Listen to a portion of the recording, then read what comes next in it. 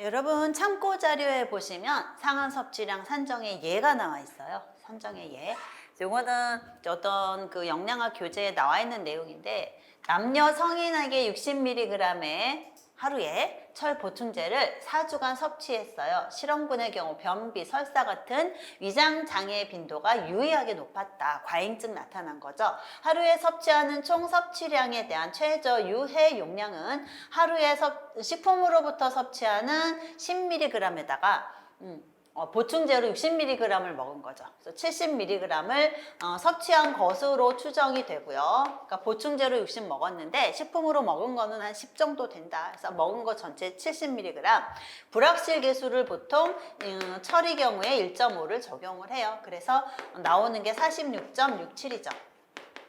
그러니까 이게 상한 섭취량이, 요거를 이제 상한 섭취량으로 설정을 하는데. 숫자 정리할 때 상한 섭취량은 숫자 정리할 때 반올림을 하면 절대로 안 되겠죠. 그러니까 46.67인데 이거를 뭐 반올림을 해서 47을 잡는다? 그러면 이만큼의 위험이 더 커져요. 그러니까 상한 섭취량은 절대로 반올림 하면 안 되고 버려야 되는 거죠. 숫자 정리할 때 이렇게 40으로 버려줘야 된다는 거 정확하게 아시고요.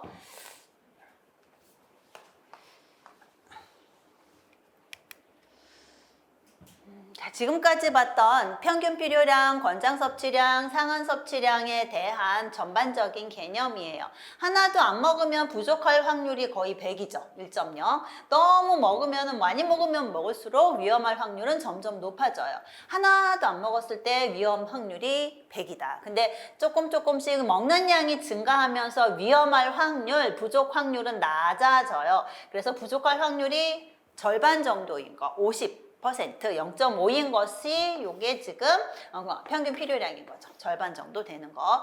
그래서 이 평균 필요량보다 못 먹는다. 그건 너무 많이 못 먹고 있는 거니까 너무 부족할 확률이 너무 높아지니까 평균 필요량보다 낮게 섭취하는 거는 피해야 되고요. 그 다음에 섭취량이 점점점 증가해서 평균 필요량의 표준 편차의 2배, 변이 계수의 2배를 플러스해 준 게 권장 섭취량이에요. 평균 필요량과 권장 섭취량 사이도 위험할 확률이 좀 높은 편이니 되도록이면 피하지만 허용은 가능하다. 그러니까 평균 필요량만큼 먹으면은 부족할 확률, 위험할 확률이 0.5죠. 그러니까 50%예요. 그리고 권장 섭취량의 경우에는 부족할 확률이 2에서 한 3% 사이다라고 얘기를 했었죠.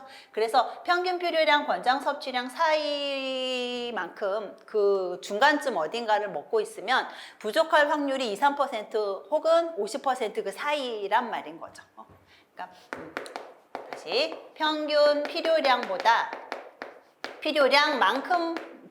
이거보다 적으면 부족할 확률이 50%가 넘어가는 거죠. 50% 이상. 만약에 평균 필요량만큼 먹는다 그러면 부족할 확률이 50%. 그리고 평균 필요량에서 권장 섭취량 사이만큼 먹고 있다. 권장 섭취량만큼 사이 어디쯤 먹고 있다? 그러면 부족할 확률이 2 내지 3%. 권장 섭취량이 2 내지 3%죠. 에서부터 50% 사이 어딘가죠. 이거를 저기서는 지금 2.5로 잡고 있어요.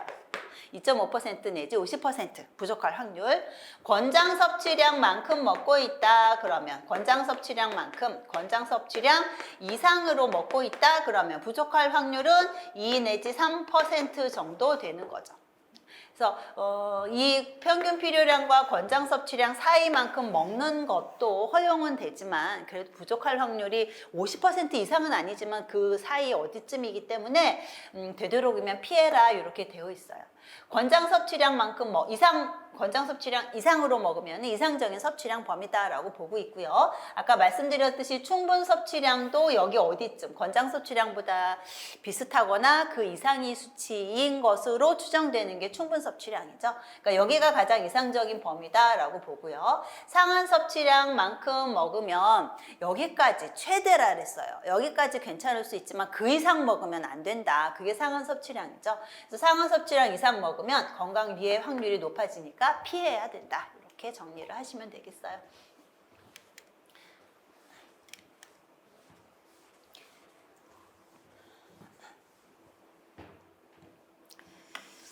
자, 그 다음에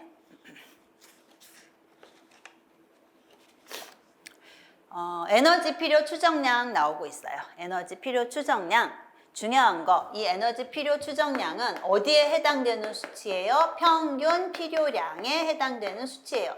에너지 필요 추정량은 평균 필요량에 해당되는 수치다. 딱 중앙값이란 얘기죠.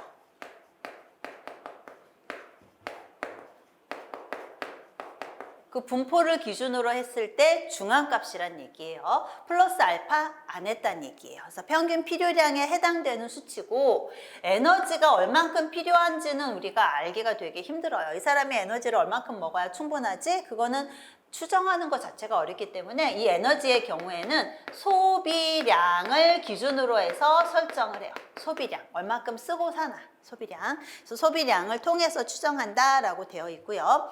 권장 섭취량 설정하지 않았어요. 평균 필요량에 해당되는 값이기는 한데 보통 평균 필요량 나오면 권장 섭취량도 같이 나오죠. 근데 에너지의 경우에는 권장 섭취량은 설정을 하지 않았어요. 그 이유가 뭐냐? 이것도 문제로 나올 수 있겠죠. 이런 거 문제로 되게 잘 나오죠. 뭐 이유 물어보는 거. 이유는 뭐냐면 우리 교재에 보시면 니은에 있어요. 에너지 필요량을 초과해서 섭취하면 비만을 초래할 수 있기 때문에 라고 쓰시면 돼요. 이유는 비만을 초래할 수 있으니까.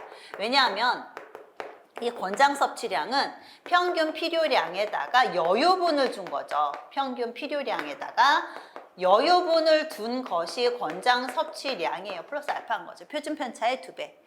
변이 개수의 2배. 그러니까 요 플러스 알파라는 거, 여유분이라는 게 에너지는 필요한 것만큼만 섭취해야지 더 섭취를 하게 되면 그건 결국에는 체지방으로 연결이 되는 거죠. 그래서 비만을 초래할 수 있다. 그렇기 때문에 권장 섭취량은 설정하지 않는다라는 거, 이것도 문제로 나올 수 있으니까 잘 정리하세요.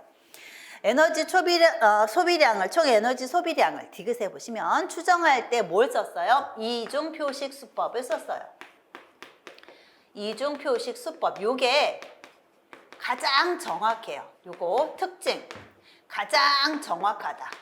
이 사람이 에너지를 얼마나 쓰고 있는지를 추정할 때 가장 정확한 데이터를 제시하는 것이 이중 표식 수법이고요. 근데 단점이 비싸요. 비용이 많이 든다. 그리고 또 좋은 점이 뭐냐면 모든 연령층에, 모든 대상에게 적용 가능해요. 대상에게 적용 가능하다. 동위원소를 쓰는데 안정한 동위원소예요. 그러니까 몸에 해가 되지 않는 안정한 동위원소를 써서 에너지 소비량을 추정하는 방법이라서 정확한데 비용이 좀 들어가지만 모든 대상에게, 그러니까 안전하기 때문에 모든 대상에게 적용할 수 있다라는 것이 특징인 거죠. 특징. 이중 표식 수법이라고 하는 거는 여러분 참고 자료에 보시면 나와 있어요. 참고 자료에. 근데 이 이중표식 수법은 지금 이해하시기에는 좀 안 배운 개념이 좀 있어서, 배우지 않은 개념이 있어서 좀 어려우실 수 있고요. 에너지 파트, 그러니까 뒤에 가서 우리 탄수화물, 지방, 단백질 끝나면 에너지가 나오는데 그 에너지 부분에서 아마 다시 한번 언급이 될 거예요. 대략적으로만 말씀을 드리면 요거는 사람한테 집어넣어요. 뭐를? 안정한 동위원소. 그래서 안정동위원소라고 되어 있죠. 안정동위원소. 우리 수소는 원자량이 1이에요. 근데 1이 아니라 2짜리. 그러니까 중성자가 하나 더 있는 거죠. 2짜리. 산소의 경우에는 원자량이 16인데 16 아니라 18짜리. 중성자가 2개 더 있는 거. 요거를 쓰는 거죠. 그러니까 일반적인 자연에 있는 수소와 산소가 아니라 동위원소를 쓰는 거예요. 그래서 요것이 포함된 물을 섭취시키는 거죠. 그러니까 어떤 형태냐면 이 물에 들어있는 게 H2O죠. 근데 이 H2O 중에 이렇게 수소가 동위원소인 거, 그리고 산소가 동위원소인 거, 이런 물을 주던지 아니면은 그냥 둘 다 동위원소 다 붙은 거. 요거를 주던지. 그러니까 어쨌거나 요런 형태나 요런 형태의 동위원소가 포함되어 있는 물을 섭취를 시키면 먹은 다음에 5시간이 지나면 체내에 있는 수분이랑 그 평형을 이루게 돼요. 평형을 이루게 되고 한 1주, 2주 정도 1에서 2주 정도 소변과 혈액에서 저 아이들이 요 동위원소가 얼마나 있는지를 추정을 하는 거예요. 그래서 보통 얘는 몸 안으로 들어온 다음에 몸 밖으로 빠져나가는 경로가 물밖에 없죠.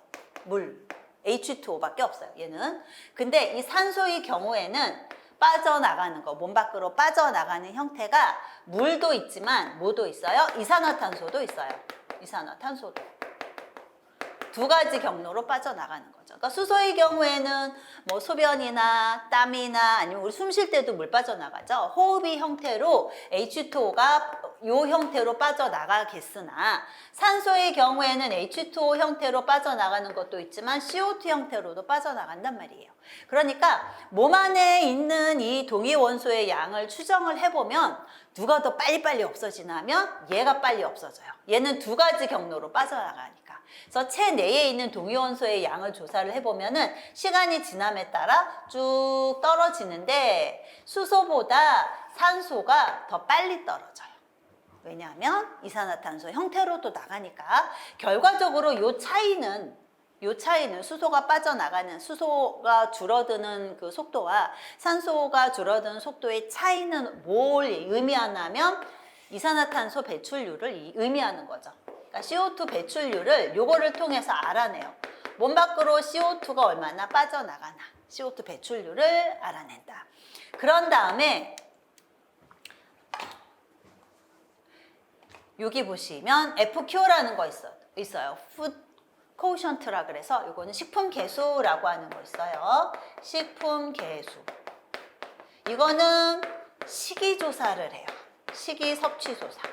뭐 먹었나를 조사를 해서 이 사람이 먹은 탄수화물과 단백질과 지방의 섭취 퍼센트, 에너지 중에서 얘네들의 퍼센트가 얼만큼인지를 찾아요.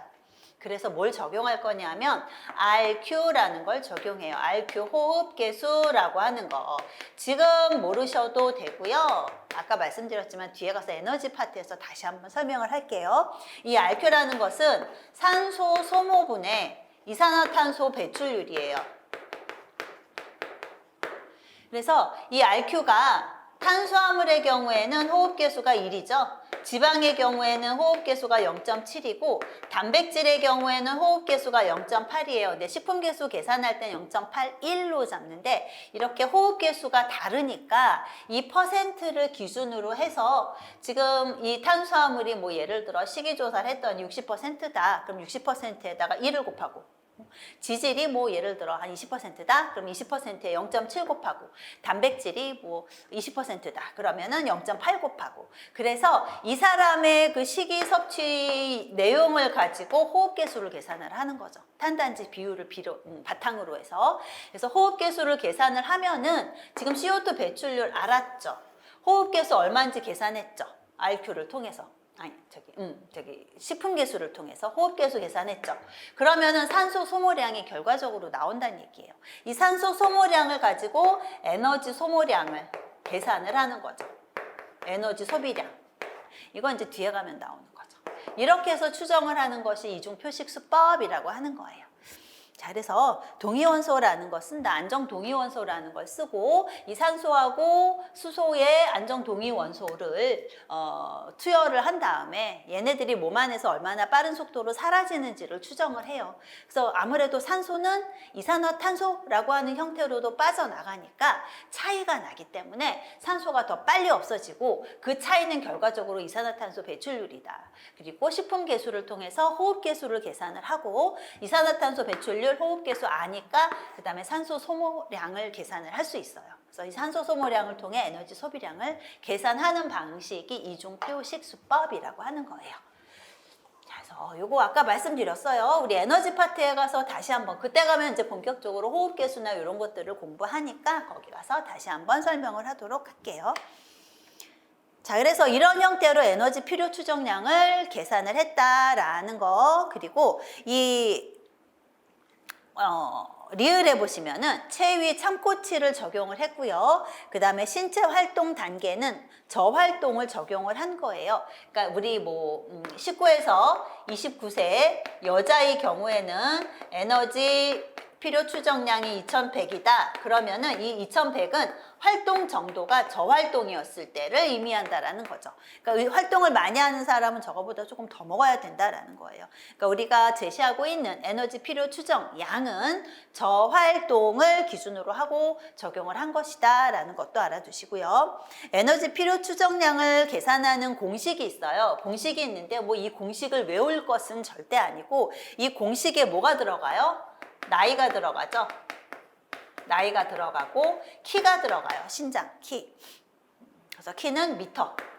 그 다음에 체중이 들어가죠. 체중, 킬로그램. 그 다음에 활동 정도.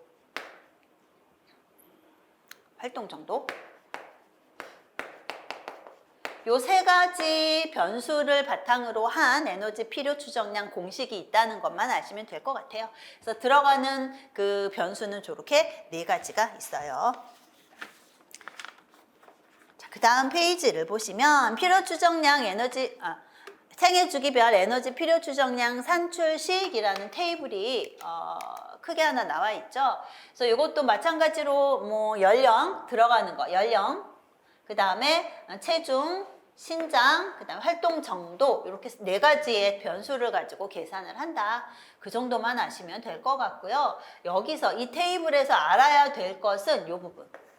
이 부분은 좀 기억을 하시면 좋겠어요. 이거는 기억을 하십시오. 그래서 영아, 유아, 아동, 청소년까지 생애 주기별 부가량 플러스 알파가 있어요. 그러니까 아기들의 경우에는 0에서 5개월인 아기들은 계산식에서 플러스 115.5 킬로칼로리를 하루에 더 섭취를 해야 되고 청소년의 경우에는 25 킬로칼로리를 더 섭취를 해야 되고 이거는 성장을 위해서 필요한 거죠. 성장에 따른 필요량. 그게 이제 플러스 알파가 되어 있는 거예요. 그러니까 성장에 이만큼이 더 필요하니까 이만큼 더 먹어라. 그 얘기죠, 하루에. 그래서 요 수치 알아두시고요. 임산부의 경우에도 임신 초기, 중기, 말기에 플러스 알파 되는 그런 에너지 필요량이 있어요. 그래서 초기에는 없고 중기에 340, 말기에 450. 수유부의 경우에도 하루에 340kcal 더 섭취를 해야 되는 거죠. 그래서 수유부의 플러스 알파와 임신부 중간에 중기에 플러스 알파가 같아요. 340. 임신 말기에 450 플러스 알파 있다. 요거 알아두셔야 돼요. 요거. 그래서 요거는 생애주기 영양학에서 또 이야기하겠지만 요 수치는 좀 기억을 하고 가시고요. 자, 그 다음에 만성질환 위험 감소 섭취량이라는 거 있어요. 요거는 건강한 인구 집단에서 만성질환의 위험을 감소시킬 수 있는 영양소의 최저 수준 섭취량이에요. 근데 이거는 기준치는 아니에요. 목표치 아니에요. 그래서 성인의 경우에는 나트륨이 2300mg이 설정이 되어 있는데 2300만큼 먹어라가 아니라 지금 먹고 있는 양이 2300보다 많으면 낮추세요. 그 의미예요. 그러니까 어디까지 낮춰라가 아니라 일단 지금 먹는 것보다 낮춰서 좀 줄여보십시오. 그 개념인 거죠. 그러니까 2300이라고 하는 수치가 제시되어 있으면 이게 목표치는 아니고요. 지금 현재 먹는 게 이거보다 많으면 줄이려고 노력을 하셔야 할 겁니다. 그래야 만성질환에 걸릴 확률이 낮아집니다. 그런 개념이에요. 그래서 기준치보다 높게 섭취할 경우 전반적으로 섭취량을 줄이면 만성질환에 대한 위험을 감소시킬 수 있다는 근거를 중심으로 도출된 섭취 기준이에요. 영양소 섭취와 만성질환 사이에 이거 전제죠. 이거를 설정하기 위한 만성질환 위험 감소 섭취량을 설정하기 위한 전제 조건이 뭐냐. 이것도 3년인가요? 그때 한번 문제로 한번 나왔어요. 뭐냐면 영양소랑 만성질환 사이의 인과적인 연관성이 확인이 돼야 되고요.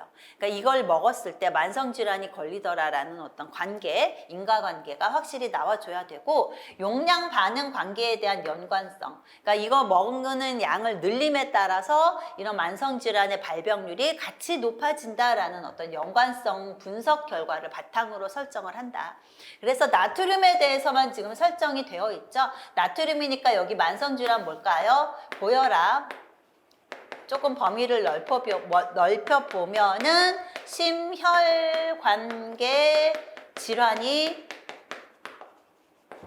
만성질환, 그러니까 나트륨과의 어떤 인과적 연관성이 있겠죠. 그러니까 요거를 바탕으로 해서 설정이 됐다. 그러니까 나트륨 섭취와 더불어서 혈압이 쭉쭉쭉쭉 올라가는 이런 관계, 인과관계, 그리고 나트륨 섭취량 증가와 더불어서 혈압이 같이 증가가 되더라라는 어떤 연관성 분석 결과를 바탕으로 해서 설정이 되고 있어요.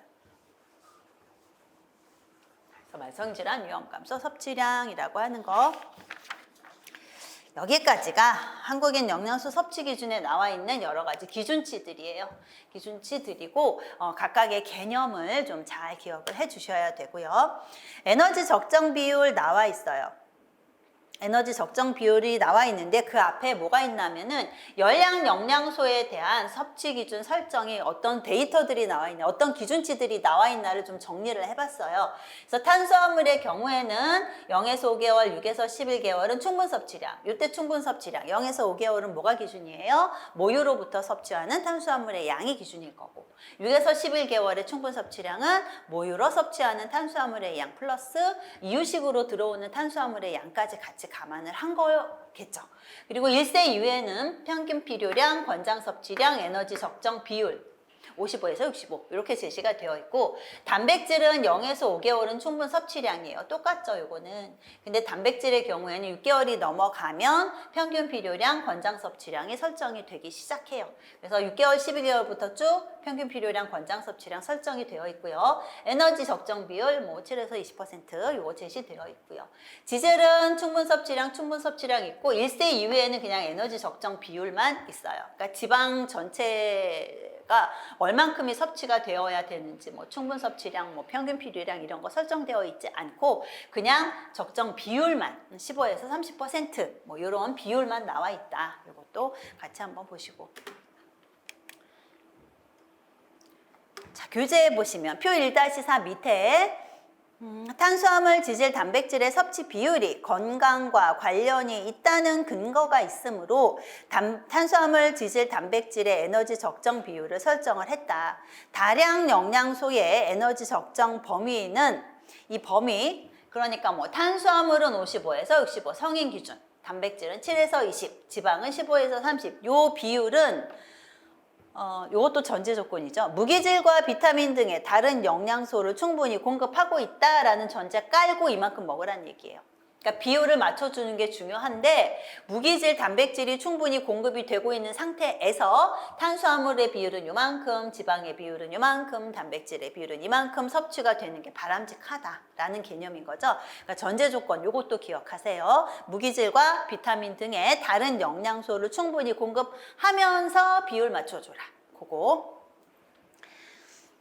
자, 그래서 만성질환, 영양 불균형에 대한 위험을 감소시킬 수 있는 에너지 섭취 비율을 근거로 설정을 하고 있어요. 그래서 이 범위를 벗어났을 경우에 어떤 질환의 위험이 있다, 만성질환의 위험이 있다. 아까 말씀드렸죠. 탄수화물 이거보다 많이 섭취하면은 뭐 70% 이상 섭취를 한다라고 했을 경우에 대사증후군이나 아니면 이상지질 혈증이 나타난다, HDL 수치가 낮아진다. 뭐 이런 보고들이 있어요. 그래서 비율 지켜주는 게 되게 중요하다라고 강조를 하고 있는 거죠. 보시면은 탄수화물은 똑같죠. 단백질도 연령별로 생애주기 관계없이 똑같고, 지방이 좀 달라요. 1에서 2세는 20에서 35%. 왜 1에서 2세의 아기들은 지방의 비율이 3세 이후보다 조금 높으냐에 대한 거는 생애주기 영양학에 가서 정리를 하도록 할게요. 그리고 15에서 30%, 3세 이후 똑같죠. 그리고 포화지방은 18세까지는 8%, 19세는 7%, 트랜스 지방은 똑같이 1% 미만 이렇게 제시가 되어 있고, 여기 이제 그러니까 부가적으로 뭐가 나와 있냐면 총 당류 섭취량에 대해서 나와 있어요. 이때 당류는 뭘 의미할까요? 당류 그러면 보통 단당류랑 입에 들어갔을 때 달구나가 느껴지는 거, 이당류가 당류에 해당이 돼요. 단당류나 이당류. 근데 이 당류에는 두 가지가 있는 거죠. 식품 자체에 내재되어 있는 거. 우리 과일 먹었을 때 달죠. 그 과일 자체에 내재되어 있는 당, 그것도 있고, 가공이나 조리 중에 첨가하는 장이 있어요. 중에 첨가하는 것도 있고, 두 가지 형태가 있는 거죠. 당류는 총 에너지의 10에서 20%. 그거 넘지 말아라. 근데 특히나 이 첨가당은 10% 이내로 해라. 이거 문제로 되게 잘 나오죠. 지금 칼로리가 얼마인데 당류는 얼마 이내이어야 하나요? 첨가당은 얼마 이내이어야 하나요? 뭐 이런 것들의 문제도 나와요. 그러니까 이 퍼센트 잘 알아두세요. 첨가당은 10% 이내, 총당은 총 에너지의 10에서 20%까지로 제한을 한다라는 거 알아두시고요. 콜레스테롤은 19세 이상에 대해서 300mg 미만을 섭취할 것을 권고하고 있어요. 콜레스테롤은 19세 이상에 대해서만 권고 수치가 있다. 그것도 알고 계시고요. 자, 그 다음에 이제 이 영양소 섭취 기준의 활용이 나와요. 이 영양소 섭취 기준은 어디다가 쓸까요? 평가할 때 쓰고 계획할 때 써요. 평가할 때 지금 잘 먹고 있나? 20단에 지금 영양 상태 괜찮은 건가? 이거 평가할 때도 쓰고 어떻게 먹게 할까? 어떻게 먹이는 게 좋을까에 대한 계획을 할 때에도 한국인 영양소 섭취 기준을 활용을 하죠. 자, 식사 평가 보시면은 개인을 대상으로 하는 식사 평가가 있고요. 집단을 대상으로 하는 식사 평가가 있어서 이 평가에 대한 거는 아무래도 영양 판정에 가면 조금 더 자세하게 공부를 하실 수 있을 거예요. 근데 평가할 때 개인이냐 집단이냐에 따라서 기준치가 좀 다르다, 방법이 좀 다르다라는 것만 좀 알고 계시면 좋겠어요. 그냥 대략적으로 보시면 개인을 대상으로 평가를 할 때에는 일단 이 사람의 에너지 필요 추정량을 먼저, 기준치를 먼저 잡아야죠. 이 사람이 에너지를 몇 킬로칼로리 먹는 게 적당하겠다. 기준치부터 잡아요.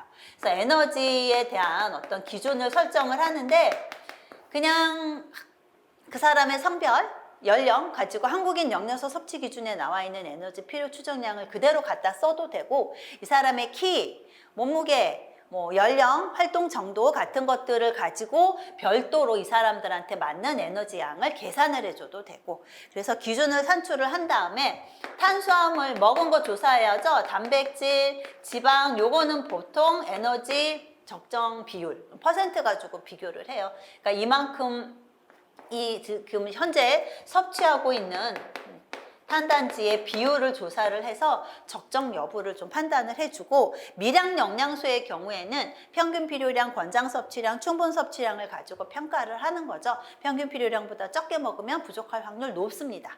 그 다음에 뭐 권장 섭취량 이상으로 먹고 있으면 부족할 확률이 굉장히 낮습니다. 뭐 이런 형태로 평가를 해줘요. 그리고 상한 섭취량 이상으로 먹고 있는지도 조사를 해줘야 되는 거죠. 평가를 해줘야 되는 거죠. 근데 이 상한 섭취량을 적용할 때에는 주의해야 되는 거, 보충제를 잘 확인을 해야 되는 거죠. 그러니까 과잉증, 어떤 영양소를 과하게 섭취해서 과잉증이 유발됐다. 이거는 식품을 통해서 그렇게 과다하게 섭취할 확률은 굉장히 적어요. 그러니까 영양제, 보충제를 먹어서 과잉 상태가 될 정도의 과다 섭취가 유발되는 경우가 훨씬 많은 거죠. 그러니까 이 보충제에 대한 확인을 꼭 해주는 게 필요하고요. 그리고 이제 식품을 통해서 많이 먹었다 하더라도 식품에는 여러 가지 성분들이 많이 들어있기 때문에 그것만 가지고 과잉증이 나타날 확률이 굉장히 적어요. 그러니까 보충제를 잘 확인을 하는 게 중요하고요. 그래서 이 사람의 영양소 요구량이 분포치의 마지막 줄을 보시면 어느 지점에 속하는지 알 수 없으니까 적절합니다, 아닙니다를 단언하지는 마시고 보통 가능성, 확률이 어떻습니다. 이렇게 가능성으로 평가를 하는 게 적절하겠죠. 자, 집단을 대상으로 한 식사를 평가를 할 때에는 집단의 구성원의 섭취량이 필요량을 충족하는지 여부를 평가해서 부적절하게 섭취하는 사람들의 비율 100명이면 100명 중에서 부적합하게 섭취하는 사람의 비율이 몇 퍼센트 정도 됩니다. 이렇게 평가를 하는 거죠. 실제로 모든 개인의 필요량이나 평소 섭취량을 파악하는 것은 불가능하니까 부적절하게 섭취하는 사람의 비율을 추정을 하는데, 집단을 대상으로 식사 평가를 할 때에는 평균 필요량을 써요. 주로 평균 필요량. 권장 섭취량은 안 써요. 권장 섭취량을 쓰지 않는 이유는 크게 여기저기 나와 있는 책 2권을 가지고 2가지 이유를 설명을 해요. 보통 이것도 마찬가지로 영양 판정에 가서 보도록 할게요. 그래서 평균 필요량을 가지고 추정을 하고요. 그래서 평균 필요량보다 못 먹고 있는 사람을 부적절하게 섭취하고 있는 사람으로 판단을 하는 거죠. 그리고 이제 상한 섭취량 이상으로 먹는 사람의 비율, 이런 것들도 같이 평가를 해요. 그래서 집단의 식사 평가는 평균 필요량이 설정된 영양소만을 가지고 보통 평가하는 경우가 많으나, 뭐 경우에 따라서, 아주 경우에 따라 충분 섭취량이나 권장 섭취량을 가지고 평가하는 경우도 없지는 않아요. 근데 보통 평균 필요량만을 가지고 평가하는 경우가 대부분이에요. 그래서 확률적인 접근법, 컷 포인트법 뭐 요렇게 나와 있는데 마찬가지예요. 이것도 우리 그 영양 판정에 가서 자세하게 공부하는 걸로 할게요. 자, 그 다음에 집단의 식사 평가할 때 주의할 점, 권장 섭취량은 안 쓴다. 이유는 영양 판정 시간에 보도록 할 거고요. 상한 섭취량을 기준으로 평가할 경우에는 약이나 건강기능식품도 고려해야 된다라는 내용이 있어요. 자, 그 다음에 밑에 식사 계획을 보시면 개인의 식사를 계획할 때는 권장 섭취량이나 충분 섭취량을 기준으로 계획을 해요. 권장 섭취량에 맞추는 거, 충분 섭취량에 맞추는 것을 기준으로 해서 식사를 계획해요. 개인을 대상으로 할 때 뭘 쓴다고요? 권장 섭취량, 그 다음에 충분 섭취량, 여기에다가 맞추는 것을 목표로 해서 식사 계획을 해요. 평균 필요량은 안 써요. 왜 안 쓰나? 이것도 문제에 나올 수 있죠. 평균 필요량은 사용하지 않아요.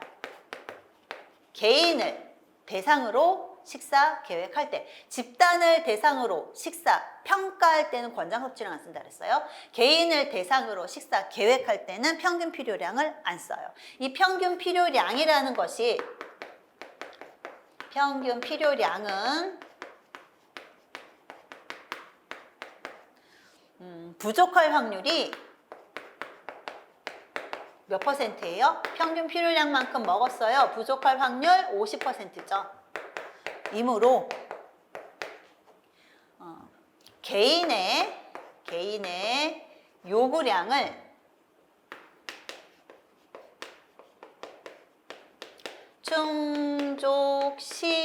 충족시키지 못할 확률도 몇 퍼센트? 50%예요. 시키지 못할 확률도 50%. 이므로 너무 크죠? 너무 숫자가 커요. 이만큼 먹었는데 부족할 확률이 50%다? 너무 수치가 위험해요. 그래서 사용하지 않아요. 사용하지 않는다. 이것도 제가 오리엔테이션 할 때 말씀드렸던 것처럼 쓰는 거 연습하셔야 돼요. 그러니까 답을 쓴다. 내가 지금 시험지에는 답을 작성한다 라는 생각을 가지고 이거를 약간 그 논리적으로 문구에 맞게 문장을 잘 작성하는 것도 연습이 필요해요. 그래서 지금부터 연습하세요. 이렇게. 그래서 평균 필요량, 개인의 식사를 계획할 때 평균 필요량을 사용하지 않는 이유는 무엇일까요? 이렇게 쓰시면 된다라는 거.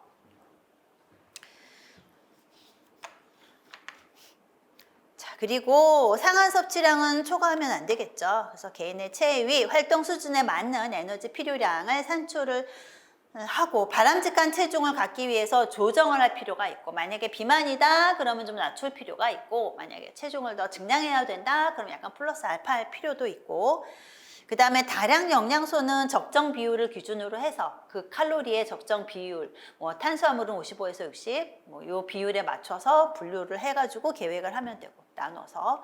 그 다음에 보통 권장 식사 패턴이라는 걸 많이 써요. 여기에 맞춰서 식단을 작성을 하면 웬만큼 영양소 섭취량을 맞출 수 있기 때문에 권장 식사 패턴이라는 것을 가지고 계획을 해요.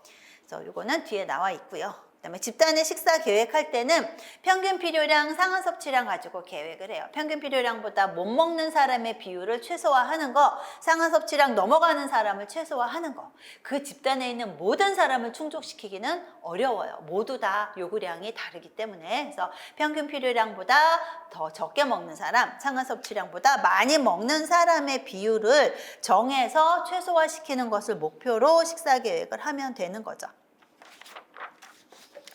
자, 그래서 그 다음 페이지 18페이지에 가서 보시면 특정 집단에서 영양소별로 부적절하게 섭취하는 대상자의 비율을 먼저 잡아요. 그러니까 평균 필요량보다 못 먹는 사람을 우리는 10%로 하겠다. 이걸 비율로 잡는 거죠. 평상시 섭취량 분포를 확인을 한 다음에 중앙값을 다시 계산해요. 그러니까 집단의 식사를 계획할 때 이 사람들 어떤 사람은 많이 먹고 어떤 사람은 적게 먹고 그래서 평상시에 그러니까 제일 먼저 뭘 한다 그랬냐면 비율 정한다 그랬죠. 부적절하게 섭취하는 사람의 비율을 정해요. 비율을 이건 임의로 영양사가 결정을 하면 되는 거죠. 그 다음에 평상시 섭취량 분포를 조사해요. 평상시 섭취량 분포.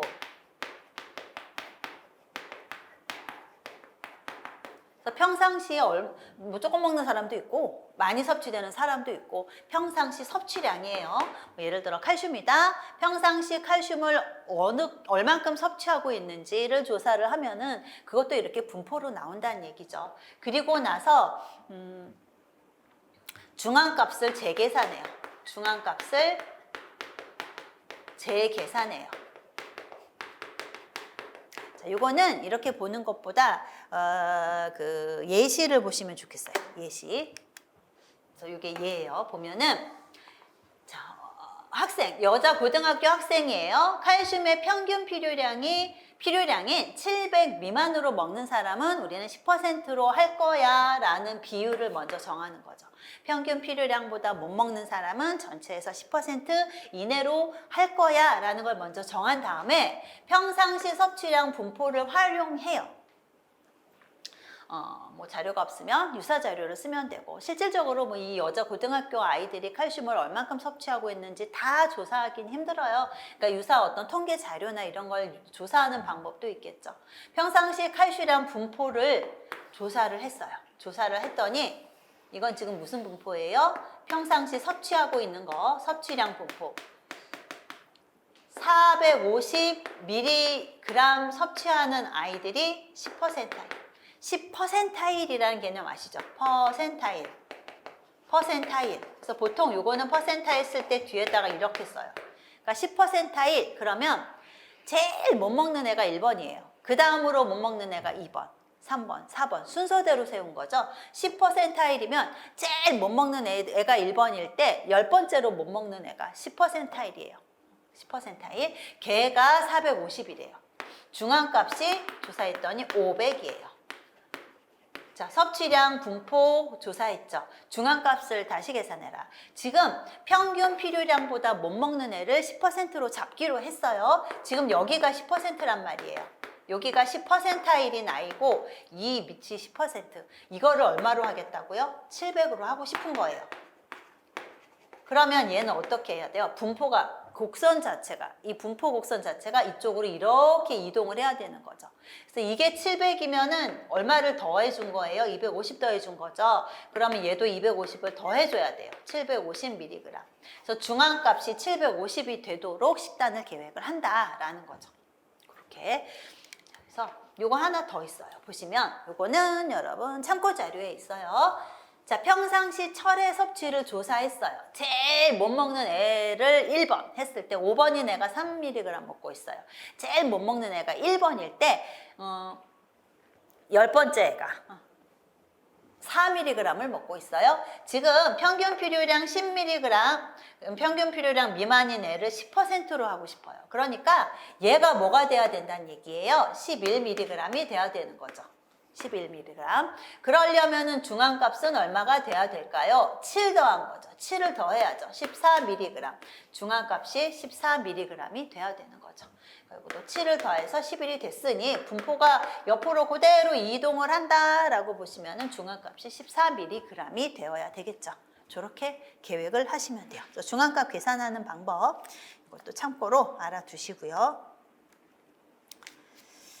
자, 집단을 대상으로 했을 때는 이제 나중에 모두 이렇게 중앙값을 조절을 해서 식단을 계획을 해서 학생들한테 제공을 한 다음에는 섭취량, 맨 마지막에 있죠? 하나, 둘, 셋, 넷, 다섯째 줄 끝에 보시면 섭취량을 평가해야 된다. 우리가 준 걸 애들이 100% 안 먹는단 말이에요. 그러니까 섭취량이 어느 수준인가를 평가해서 계획을 다시 조정할 필요가 있죠. 많이 남겨서 버린다? 그러면은 이제 조절을 해서 조금 더 추가적으로 먹일 필요가 있는 거죠.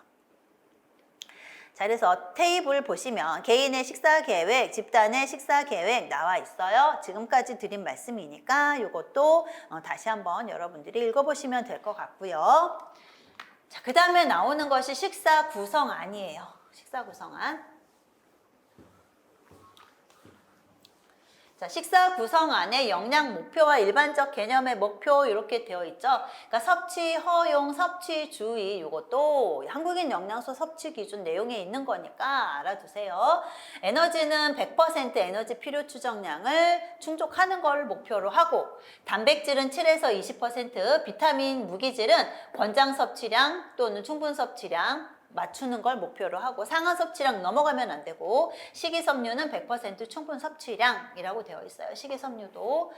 그다음에 섭취 주의는 지방이나 당류에 대한 섭취 주의가 나와 있어요. 그러니까 섭취 허용에 어떤 영양소가 있는지도 보시고요. 섭취 주의에는 지방과 당류가 있다. 지방은 1에서 2세는 20에서 35%, 3세 이상은 15에서 30%까지로 맞춰주고 너무 높아지지 않도록 조절을 해야 될 것이며 당류의 경우에도 첨가당을 최소한으로 첨가당은 좀 줄이는 쪽으로 식사를 계획을 해야 되는 거죠. 영양 목표를 잡아야 된다는 거.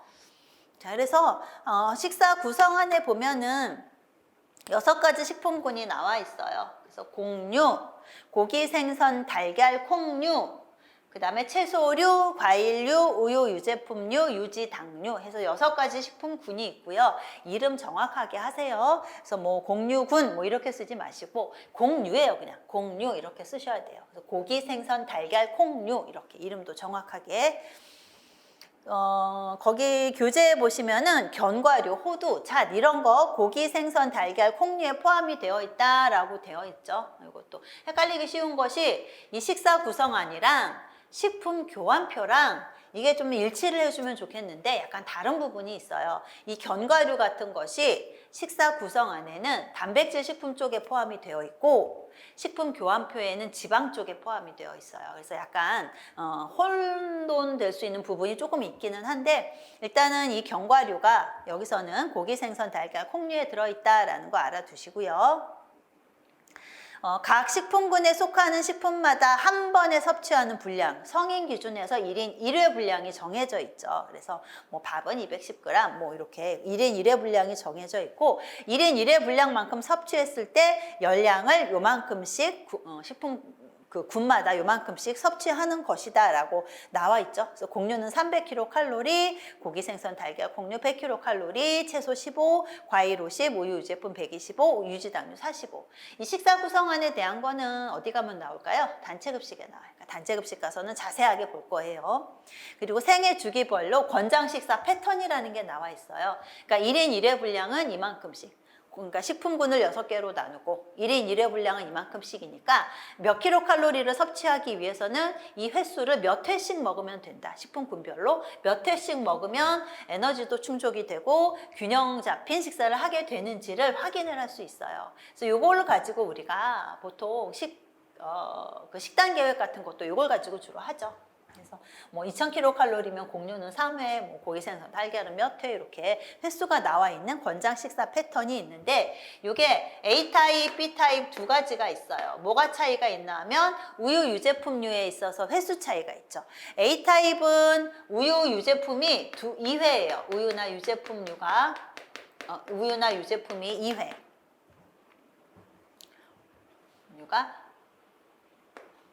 유가 2회.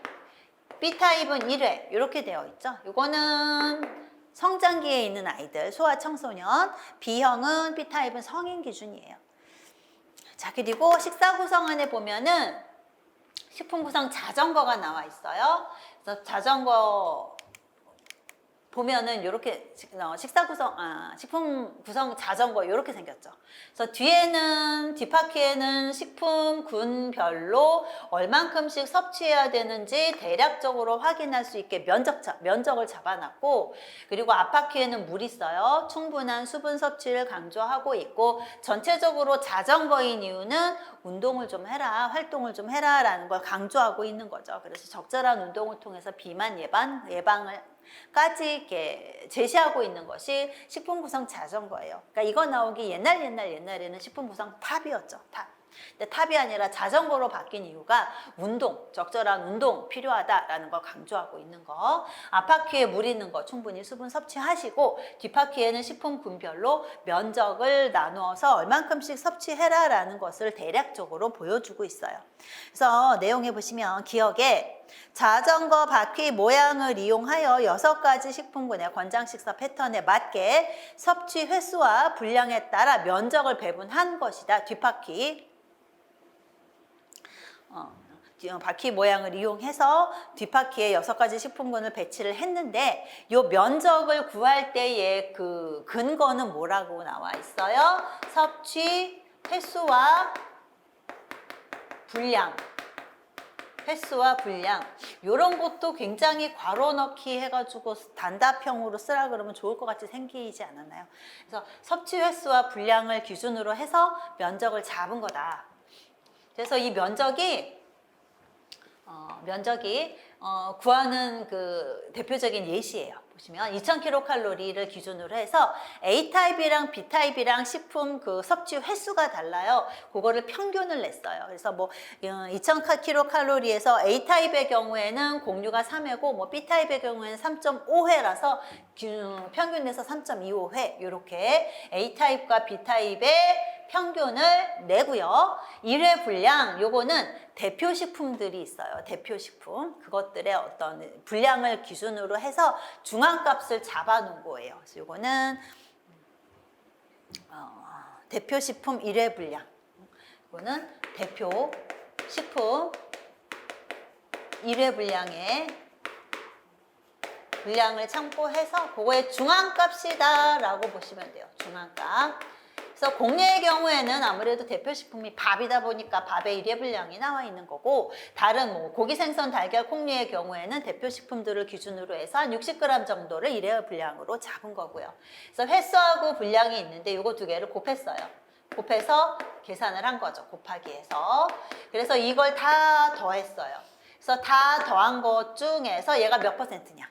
그래서 1807.5가 나오는데 682.5 나누기 1807.5 곱하기 100 해가지고 비율을 계산을 한 거죠. 그래서 이건 37.8%니까 이 원의 37.8%는 공유로 잡고, 그 다음에 요거는 계산하니까 225예요. 225 나누기 1807.5 곱하기 100 해서 12.4. 그래서 요 면적의 12.4%는 고기, 생선, 달걀, 콩류로 잡은 것이고, 그래서 면적을 계산한 그런 근거는 이런 형태로 계산이 된 거예요. 그래서 섭취 횟수와 분량을 기준으로 해서 면적을 계산했다라는 거 잘 알아두세요. 자, 그래서 이 면적이 제일 넓은 거 그냥 조사 한번 해볼까요? 제일 넓은 거, 면적이 제일 넓은 게 아무래도 공유죠. 그 다음으로 면적 넓은 게 요거예요. 채소류. 그 다음으로 면적이 넓은 것이 고기, 생선, 달걀, 콩류. 그 다음에 면적 넓은 게 과일류. 그 다음이 우유 유제품류.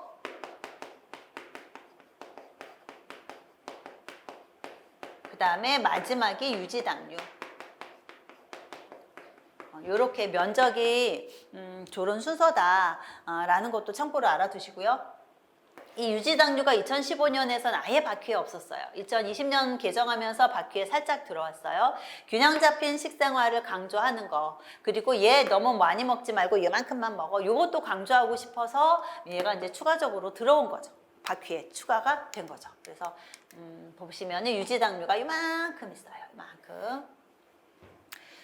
자, 여러분들 참고 자료에 보시면은 그 식품 구성 자전거에 대한 뭐 보편적인 어떤 설명이나 이런 것들이 좀 포함이 되어 있고요. 그 다음에 대표식품도 테이블로 나와 있어요. 그래서 대표식품이 개수가 지금 41개가 이 그림 안에 들어있다. 이 그림 안에 있는 거. 그래서 곡류는 9가지, 고기, 생선, 달걀, 콩류도 9가지, 뭐 채소류 8개, 과일류 8개. 그래서 대표식품은 이렇게 잡혀 있고, 괄호 또는 괄호 이렇게 되어 있는 거는 요거 대신에, 그러니까 그림을 가지고 표현을 했을 때 요거 대신 요거 써도 된다라는 의미예요. 그래서 보시면은 대표적으로 쇠고기, 괄호 열고 또는 돼지고기 이렇게 되어 있죠. 그러니까 쇠고기 대신에 그림에다 돼지고기 넣어도 된다는 얘기고, 뭐 올리브유 대신에 그림에다가 버터 넣어도 된다는 표현이고, 그래서 버터 그림 있는 것도 많아요. 그래서 이런 대체할 수 있는 식품에 대해서 그림으로 표현했을 때 대체할 수 있는 식품까지도 제시가 되어 있어요. 자, 그 다음에 바퀴 면적 산정하는 거. 이제, 아까 산정할 때 썼던 테이블도 참고 자료에 있으니까 이것도 참고 자료 보시면서 공부하시면 좋겠죠.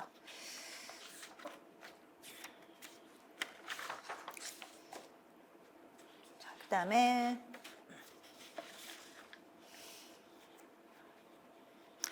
그리고 이제 교재 내용에 있는 것 중에 이제 식품 구성 자전거 니은에 밑에 아랫부분에 표 1-6 위에 보시면 물잠 이미지 삽입해서 수분 섭취 강조, 적절한 운동을 통한 비만 예방 개념을 도식화했다라는 거. 자전거인 이유는 적정한 운동을 통한 비만 예방 개념이 도식화된 거다라는 거. 이런 것들 좀 괄호 해가지고 문제 나올 수 있어요. 이런 거 잘 보시고요. 자, 그 다음에 영양 표시에 대한 내용이 좀 나와요. 영양 표시. 그래서 영양 표시는 그 식품 등의 표시 광고에 관한 법률에서 영양 표시를 하도록 이렇게 법적 근거를 가지고 영양 표시가 지금 도입이 되어서 식품들의 상당히 많은 식품에 영양 표시가 되어 있죠. 영양 표시 대상 식품 이렇게 나와 있는데 뭐 점점 늘어나요. 법이 개정이 되면서. 그래서 이런 건 그냥 참고로 보시고요. 표시 대상 영양 성분 있어요. 표시 대상 의무적으로 해야 되는 거 일단 열량 있고요. 영양 표시를 하라고 하는 취지는 약간 이렇게 안 좋은 거, 그러니까 약간 많이 먹어서 문제가 될 수 있는 것들이 이만큼 들어있다라는 걸 조금 더 강조한다라고 생각을 하시면 돼요. 그래서 열량이 있고 일단은 탄수화물, 단백질, 지방이 있고 좀 많이 먹으면 좀 안 좋을 것 같은 나트륨이 있어요. 나트륨. 그리고 세분화해서 탄수화물 중에서도 많이 먹어 걱정될 수 있는 당류가 따로 나와 있고, 지방 중에서도 많이 먹으면 조금 염려되는 것들, 포화지방, 그 다음에 트랜스지방, 그 다음에 콜레스테롤까지 들어있죠. 그래서 9가지예요. 하나, 둘, 셋, 넷, 다섯, 여섯, 일곱, 여덟, 9가지. 9가지가 의무 표시 대상이고요. 그 밖에도 그 식품 등의 표시 광고에 관한 법률 시행규칙 별표 5에 보면은 33가지 영양소에 대한 영양 성분 기준치가 나와 있어요. 그러니까 그거에 대해서는 다 뭐 쓰고 싶은 거 써도 된다라고 되어 있죠. 그리고 이거는 영양사 시험에 나왔던 건데, 건강, 기능, 식품, 그러니까 일반 식품 아니라 건강기능식품의 경우에는 요것 중에서 안 써도 되는 게 있어요. 뭐냐면 요거 3개 안 써도 돼요. 그러니까 건강기능식품에서는 6가지만 쓰면 돼요. 요거 이렇게 6가지고, 포화지방, 트랜스지방, 콜레스테롤은 생략 가능하다 이렇게 되어 있어요. 그래서 건강기능식품에서는 9개에서 3개를 빼서 보통 6가지만 써도 된다. 뭐 굳이 쓰고 싶으면 써도 되겠지만 의무는 아니다라는 얘기죠. 뭐가? 포화지방, 트랜스지방,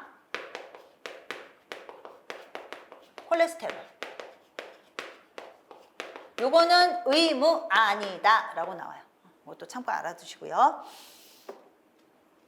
자, 그래서 영양 표시가 보시면은 이것도 이제 영양 교육이나 거기서 다시 한번 보긴 할 텐데, 보통 총 내용량은 얼만큼이다, 뭐 총 내용량이 들어있고, 그 영양소에 대한 함량이 들어있죠. 영양소 함량이 포함이 돼서 몇 미리그램, 몇 그램 이렇게 함량이 있고, 그 다음에 영양 성분, 기준치에 대한 비율을 쓰게 되어 있어요. 기준치에 대한 비율. 그래서 영양소 함량 쓰고 비율 쓰고, 함량 쓰고 비율 쓰고. 근데 이게 총 내용량을 기준으로 해서 쓸 수도 있고 100g이나 100ml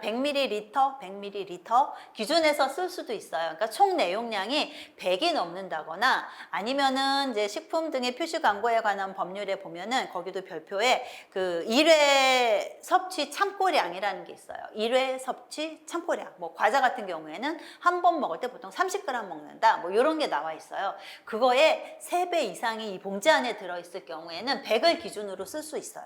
아니면은 1조각당 해가지고 한 번 먹는 양을 기준으로 해서 쓸 수도 있고요. 그래서 그램과 퍼센트를 쓰게 되어 있는데, 이 비율 안 써 있는 거 있어요. 비율. 9가지 영양소 중에서 열량에 대한 비율 없죠. 비율 없는 거. 열량 없어요. 퍼센트 없죠. 퍼센트 없는 게 또 뭐가 있나 하면 트랜스지방. 트랜스지방의 퍼센트 생략이에요. 트랜스지방. 이 두 가지가 퍼센트 기준치에 대한 비율을 생략할 수 있다라는 거 알아두시면 되겠고요.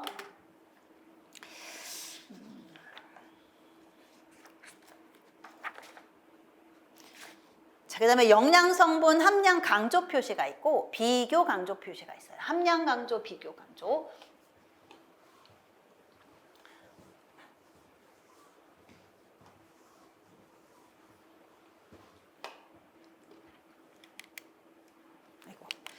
그래서 함량 강조는 뭐 무, 저, 고, 뭐 함유 이런 표현으로 쓰게 되고, 그다음에 비교 강조는 유사한 식품과 비교해서 더, 덜, 강화, 첨가 뭐 이런 표현으로 할 수도 있다. 그래서 강조 표시가 함량 강조, 비교 강조 두 개 있다는 것도 알아두시고요.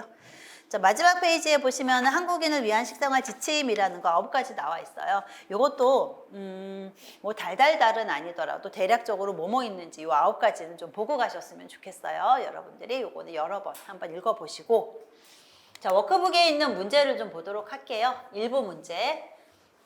자, 권장 섭취량에 해당하는 에너지 필요 추정량은 에너지 소비량을 통해 추정하여 제시한 것이다. 어디가 틀렸게요? 권장 섭취량이 아니라 평균 필요량이죠. 그래서 틀린 거. 권장 섭취량은 건강한 인구 집단의 평균적인 영양소 섭취량을 실험적으로 추정하거나 관찰에 의해서, 실험 연구, 관찰 연구하는 건 권장 섭취량이 아니라 충분 섭취량이죠. 그래서 이것도 틀렸고, 지용성 비타민에 대한 적정 섭취 기준은 모두 충분 섭취량이다. 지용성 비타민이 비타민 A, D, E, K예요. 요 세 개는 충분 섭취량이고, 요거는 평균 필요량과 권장 섭취량이 설정이 되어 있어요. 그래서 모두 충분 섭취량이다. 이거 아니죠. 자, 상한 섭취량은 뭐뭐나 뭐뭐를 불확실 개수로 나누어요. 뭐가 있나요? 최대 무해 용량, 최대 여기까지는 해가 없다. 아니면은 최저 유해 용량, 여기서부터는 유해할 수 있어. 최저 유해 용량, 요거를 불확실 개수로 나눈 값이죠. 자, 그 다음에 한국인 영양소 섭취 기준에, 이건 2009년도 문제예요. 상한 섭취량에 대한 설명이다. 정의랑 영양소가 바른 거. 상한 섭취량은 인체 건강에 유해가 나타나지 않는 최대 영양소 섭취 수준. 요게 맞는 개념이죠. 역학조사 뭐 어쩌고 저쩌고 하고, 요거는 충분 섭취량 개념이고, 요거는 최소로 돼 있죠. 틀린 거. 그래서 1번, 2번 중에서 비타민 A랑 니아신 상한 섭취량 설정되어 있어요. 그러니까 요게 맞는 거죠. 요게 맞는 거. 비타민 A는 상한 섭취량 있는데 비타민 K는 상한 섭취량 없다 그랬죠. 그러니까 지용성 중에서 A, D, E까지만 상한 섭취량 있고 K는 없다 그랬어요. 이건 답이 1번이 해당이 되는 거죠.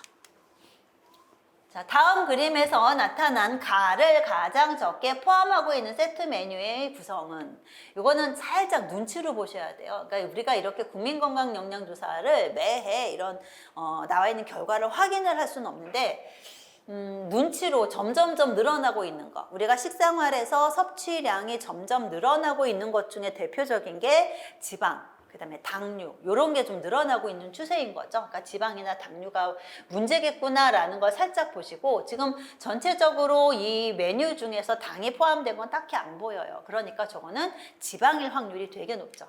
그래서 이거는 제가 찾아온 건데 아까 이게 몇 년도 거냐면 2005년도 국민건강영양조사 데이터예요. 그래서 2005년 거 보면 이렇게 그림이 되어 있고, 이게 뭐냐 하면은 지방이에요. 지방. 그러니까 지방의 섭취가 1969년에서부터 2005년까지의 추이를 보면은 이렇게 늘어나고 있다라는 걸 보여주고 있는 거죠. 자, 그래서 가는 지방이다. 지방이 제일 적은 걸 찾으라는 얘기죠. 완두콩밥, 배추된장국, 달걀찜, 오이생채, 갓김치 따로 들어간 지방 없어요. 1번이 맞죠? 여기는 지금 돈가스 있죠. 그리고 3번 보시면 동태전도 있고 튀김도 있고, 그리고 쇠고기 묵고 이런 쇠고기 같은데 포화지방 꽤 많이 포함이 되어 있는 거죠. 4번 보시면 쇠고기 전골 같은 것들, 그 다음에 5번에 보시면은 볶음 있어요. 볶으면서 이제 뭐 들어갔겠죠. 그래서 가장 적은 건 1번이겠죠. 지방이 적은 거. 그 다음에 영양 섭취 기준에 대한 교육 후 복습 시간에 이루어진 영양교사와 학생 간의 대화 내용이에요. 옳게 말한 거. 2010년에 개정된 한국인 영양 섭취 기준에서 새롭게 제시한 식사 모형의 이름은 무엇이고 어떤 내용이 강조되었나요? 식품 구성 자전거이고, 수분을 충분히 섭취하는 것과 지방 섭취 줄일 것을 강조하진 않죠. 뭘 강조했어요? 적절한 운동 하십시오. 요거를 강조하고 있죠. 요거 틀렸고, 식품군에서 이름이 바뀐 게 뭔가요? 공유군이 1군, 2군 이거 없죠. 이거 틀렸고, 청소년은 에너지를 얼마나 섭취해야 하나요? 다른 영양소처럼 에너지도 권장 섭취량만큼 섭취해야 돼요? 아니라 에너지 필요 추정량, 요거는 평균 필요량에 해당이 되는 값이라 그랬어요. 청소년은 단백질을 얼마나 섭취해야 되나요? 총 에너지의 20에서 25가 아니라 얼마예요? 7에서 20이죠. 청소년은 총 지방을 얼마나 섭취해야 되나요? 15에서 30% 정도 섭취해야 돼요. 상호가 맞는 거죠. 상호. 자, 이렇게 해서 우리 1챕터 내용 조금 장황했습니다만 1챕터 내용 끝났어요. 조금 쉬었다가 이제 본격적으로 탄수화물 들어가도록 할게요.